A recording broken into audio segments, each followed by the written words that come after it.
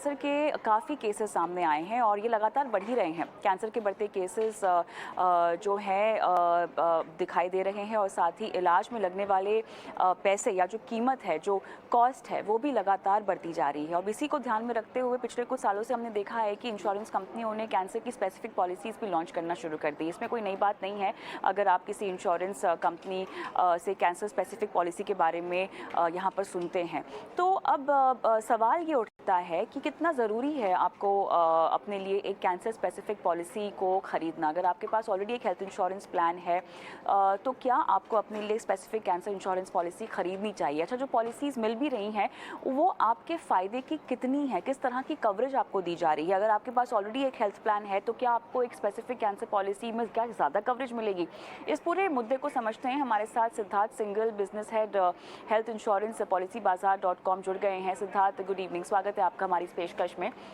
तो जैसा कि मैंने हाईलाइट भी किया सिद्धार्थ, बहुत ज़रूरी है ये समझना कि कब आपको एक अलग स्पेसिफिक कैंसर इंश्योरेंस का प्लान लेना है और कैसे आपको उसको अपने हेल्थ इंश्योरेंस के तहत भी कवर कर सकते हैं। इसको लेकर जानकारी थोड़ी सी कम है लोगों में। तो सबसे पहले मुझे ये बताएं कि अगर मेरे पास एक पूरा comprehensive health insurance plan already मौजूद है तो क्या कैंसर जैसी बीमारी का कवरेज उसके तहत मुझे मुहैया कराया जाएगा? करेक्ट। तो सबसे पहले thank you Kavita for inviting me to your show. So I think ये बहुत ही अच्छा सवाल है। इससे को समझने से पहले बेसिकली दो स्टेप्स हैं। वन, अगर किसी के पास सबसे पहले तो किसी भी इंसान को ये ज़रूर सुनिश्चित करना है कि उनके पास एक हेल्थ इंश्योरेंस प्लान है जो कि उनको एडिक्वेट कवरेज देता है। सो चाहे वो कैंसर हो, चाहे वो हार्ट डिसीज़ हो, चाहे वो कोई डायबिटीज़ हो, चाहे कोई भी और बीमारी हो। सो सबसे पहले हर हर कस्टमर को ये इंश्योर करना है कि they have a health insurance plan. And health insurance plan से मेरा मतलब है कि उसमें एटलीस्ट सम इंश्योर्ड कवर हो करीब करीब 1 करोड़ रुपए का, क्योंकि हम जानते हैं कि जैसे आपने ही बताया कि आजकल बीमारियों के इलाज के बहुत ज़्यादा महंगा हो गए हैं। मतलब अगर किसी को कैंसर है तो 30 से 40 लाख 50 लाख तक का भी खर्चा आ सकता है या इवन ज़्यादा भी आ सकता है। सो स्टेप वन हम कहेंगे कि सबसे पहले तो आपके पास एक comprehensive health insurance plan, minimum 1 crore का आपके पास एक हेल्थ इंश्योरेंस प्लान होना चाहिए। स्टेप टू, अगर आपने एक health insurance plan already cover कर लिया है, जो कि एक हेल्थ इंश्योरेंस प्लान आपका हॉस्पिटलाइजेशन का खर्चा उठाता है, तो अगर कोई भी बीमारी हो तो स्टेप वन में आपका हॉस्पिटलाइजेशन का खर्चा वो हेल्थ इंश्योरेंस प्लान कवर कर लेगा। दूसरा स्टेप है विच इज जो आपने बोला कि कैंसर स्पेसिफिक प्लान, जिनको हम कहते हैं क्रिटिकल इलनेस प्लान्स या फिक्स बेनिफिट प्लान्स। बेसिकली ये फिक्स बेनिफिट प्लान्स वो होते हैं जहां पे अगर आपको किसी स्टेज पे कैंसर डिटेक्ट होता है या फिर लेट्स से कोई भी और क्रिटिकल बीमारी डिटेक्ट होती है, तो वो आपको एक फिक्स्ड अमाउंट आपको पे कर दी जाती है। एग्जाम्पल, किसी को स्टेज 1 या स्टेज 2 का कैंसर डिटेक्ट होता है, तो अब जाहिर सी बात है, अगर ये इंसान अगर मतलब अपना इलाज कराएगा तो मे बी उसका इनकम भी लॉस होगा, ऑफिस नहीं जा पाएगा या मे बी जॉब नहीं कर सकता। तो उसको कॉम्पनसेट करने के लिए इंश्योरेंस कंपनीज प्लान्स लेके आई हैं जहां पे उनको एक फिक्स बेनिफिट दे दिया जाता है। सो उनको 10 लाख या 15 लाख रुपए का एक फिक्स अमाउंट उनको पे कर दिया जाता है। सो इसको इसलिए समझना बहुत ज़रूरी है। स्टेप वन जो कि आपका हॉस्पिटलाइजेशन खर्चा हमेशा उठाएगा, और क्योंकि ये रिन्यूएबल होता है तो आपको मतलब किसी भी कैंसर पेशेंट को मल्टीपल टाइम्स हॉस्पिटल जाना पड़ सकता है, तो वो आपका हॉस्पिटलाइजेशन खर्चा उठाएगा। स्टेप टू इज आपका कैंसर बेनिफिट प्लान, जो कि आपको एक तरीके से आपका जो लॉस ऑफ इनकम हो रहा है उसको कॉम्पनसेट करेगा। ये बताएं कि स्पेसिफिक अगर कैंसर स्पेसिफिक पॉलिसीज़ लेनी हो तो आपको पहली बातें क्या-क्या ध्यान में रखनी चाहिए। लेकिन उससे पहले ये बताएं कि अगर डिटेक्ट हो गया है कैंसर, क्या उसके बाद आपको कवरेज मिल सकती है? क्या ऐसा कोई प्रावधान है? क्योंकि एहतियातन अगर कोई पॉलिसीज़ लेने जाए अलग अलग बीमारियों की सिद्धार्थ, तो ऐसी तो बहुत सारी बीमारियों की आजकल आपको अलग अलग तरह से पॉलिसीज़ मिलने लग गई है। डेंगू भी मिलने लग गया, हार्ट अटैक भी मिलने लग गया है, कैंसर भी आ गया है। तो ऐसे इकट्ठा करने जाएंगे तो बहुत सारी हो जाएगी, तो बचत ही नहीं होगी, आपके सारे पैसे तो इंश्योरेंस के प्रीमियम में ही निकल जाएंगे। तो कैंसर डिटेक्ट होने के बाद क्या आपको पॉलिसी में कवरेज मिलती है क्या? सी देखिए, सबसे पहले तो like I said health insurance एक ऐसा आपका प्रोडक्ट है जो कि जितना जल्दी हो सके किसी भी इंसान को ले लेना चाहिए, क्योंकि आजकल जितनी भी बीमारियां हैं अब उनकी एवरेज एज कम होती जा रही है। जो चीज़ पहले 60 साल की उम्र में होती थी अब वो 35-40 में भी डिटेक्ट हो रही हैं। तो सबसे पहला तो वो, अगर जस्ट इन केस कोई पर्सन है जिनको कैंसर बाद में डिटेक्ट हुआ है, so yes there are certain policies जो कुछ इंश्योरेंस कंपनीज ने कैंसर स्पेसिफिक प्लान्स भी मार्केट में लेके आए हैं कैंसर सर्वाइवर्स के लिए, जहां पे कुछ स्टेज जैसे स्टेज 1 है या स्टेज 2 है उसके हिसाब से they can get the policy. But क्योंकि इसमें क्या होता है कि अगर आपको कैंसर फर्स्ट डिटेक्ट हो गया ऑलरेडी, तो चॉइस ऑफ पॉलिसीज आपके पास कम हो जाती हैं। डेफिनेटली पॉलिसीज हैं वहां पे। तो इसीलिए हमेशा ये एडवाइजेबल रहता है कि आप जितने यंग हैं, जितने फिट हैं, तो जितना बड़ा कवर आप पहले ही ले सकें, ताकि आपकी जो आपको इंडिविजुअल पॉलिसीज खरीदने की जरूरत बाद में ना पड़े। तो पहले ही अगर जब आप फिट हैं तो आप एक ही बार में इंश्योरेंस अपना लें, सुनिश्चित कर लें अपने लिए और अपनी फैमिली के लिए, ताकि आपको मल्टीपल इंश्योरेंस ना खरीदना पड़े।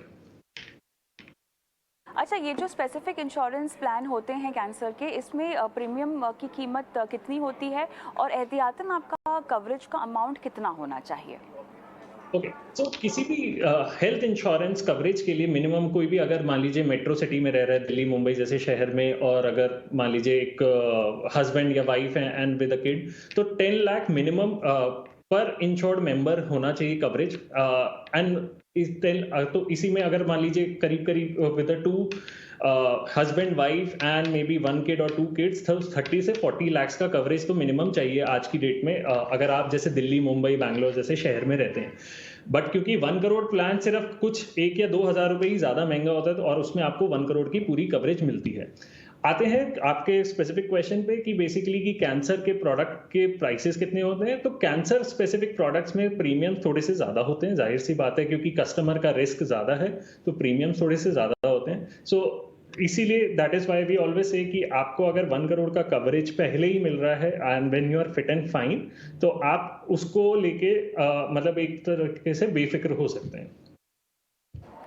अच्छा सिद्धार्थ, मान लेते हैं कि आपने खुदा ना खास्ता किसी के साथ ऐसा हो, लेकिन आपको ज़रूरत पड़े कैंसर स्पेसिफिक पॉलिसी की, लेकिन आप मान लीजिए आपने ले लिया, भुगतान भी आपका हो गया।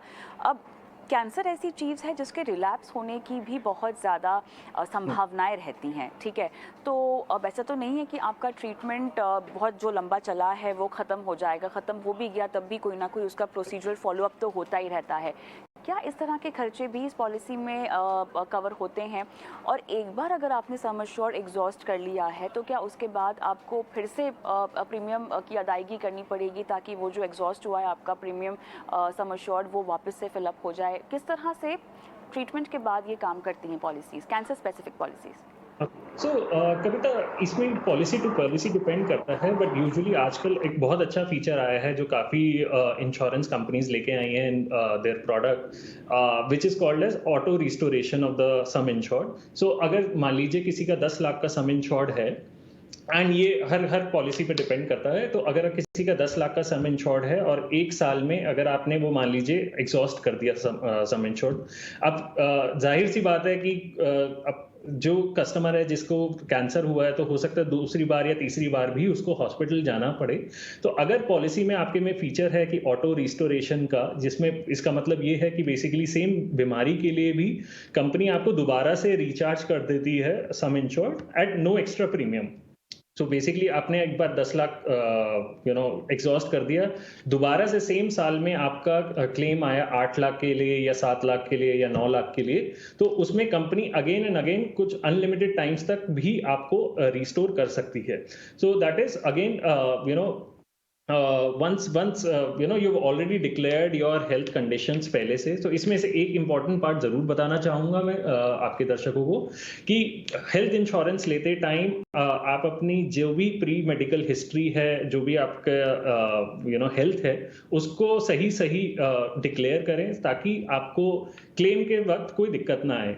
सो इस तरह से काफी पॉलिसीज हैं जो कि कस्टमर्स को हेल्प कर सकती हैं in terms of getting claims again and again.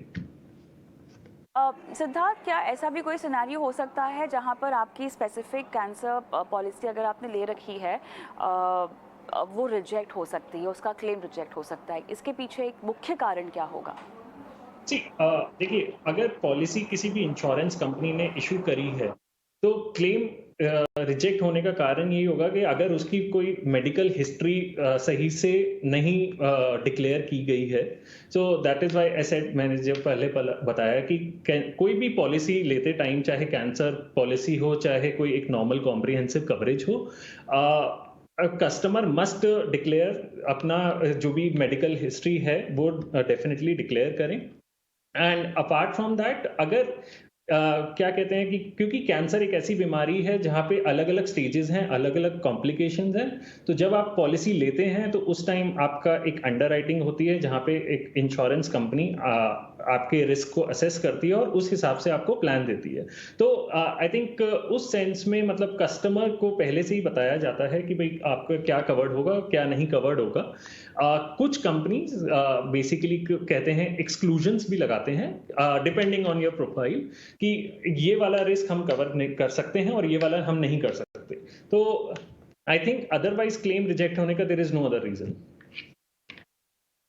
चलिए सिद्धार्थ, समय हमारे पास अनफॉर्चुनेटली ख़त्म हो गया है, लेकिन बहुत बहुत धन्यवाद। आपने इतने विस्तार से कैंसर स्पेसिफिक पॉलिसीज़ की जानकारी दी और कैसे उनसे कवरेज मिल सकती है इसकी बारीकियां दर्शकों को समझाई। बहुत बहुत धन्यवाद। लेकिन इसी के साथ ईटी मनी मनु अपना फाइनेंस मिनिस्टर में हम रुकेंगे छोटे से ब्रेक के लिए, लेकिन ब्रेक के उस पार दर्शकों के सवाल शो में शामिल करेंगे। आदित्य शाह, हर्षवर्धन रुंगटा हमारे दोनों ही खास मेहमान हमारे साथ जुड़ेंगे। और साथ ही आपको बता दें कि अगर आप भी अपना कोई सवाल हमसे पूछना चाहते हैं तो एक नंबर आपकी स्क्रीन पे हम फ्लैश कर रहे हैं, ये हमारा व्हाट्सएप नंबर है और 9619873567 इस नंबर पर आपको अपने सवाल हम तक पहुंचाने हैं और हम कराएंगे आपकी लाइफ फाइनेंशियल प्लानिंग। लेकिन फिलहाल रुकेंगे छोटे से ब्रेक के लिए।